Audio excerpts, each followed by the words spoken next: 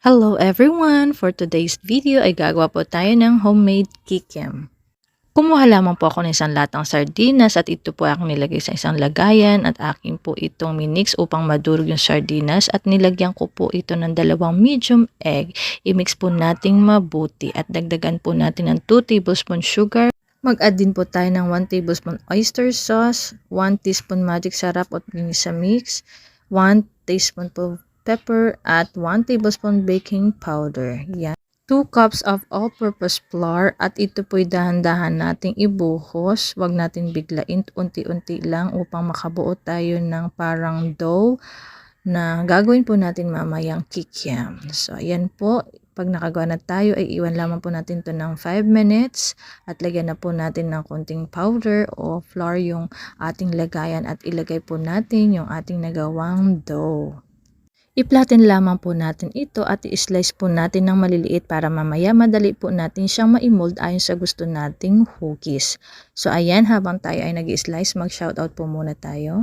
Shoutout kay Angelica Jimenez from Bicol, MJ Oboyes from Antipolo, Maricrit Esclamadok from Commonwealth Quezon City, Course from Japan, Lodi Goloso Makalit from Bulacan, Mabik Bretsa from Tanawan, Leyte. So yun po, maraming salamat sa inyong panonood nung nakarang aking video. Nagtanong ako kung taga saan kayo at kayo po ay nag-comment. Kaya big shout out po sa inyo.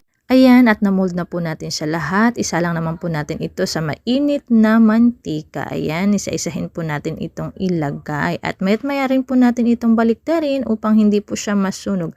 Pag nakita po natin na golden brown na siya, pwede na po yan mga kabsat. Hanguin na po natin ito at gumawa naman po tayo ng sauce. Half cup of water, 2 spoon of flour, i-mix po natin mabuti, 2 spoon of cornstarch, mix well. Ayusin po natin yung ating paghahalo at igisa naman po natin yung sibuyas, bawang at mag-add din po tayo ng 2 cups of water. So hintayin po natin kumulo at ibuhos po natin yung na-mix nating flour and cornstarch. Mag-add po tayo ng 2 spoon ng sugar, 2 spoon ng soy sauce, haluin at pakuluan po nating mabuti.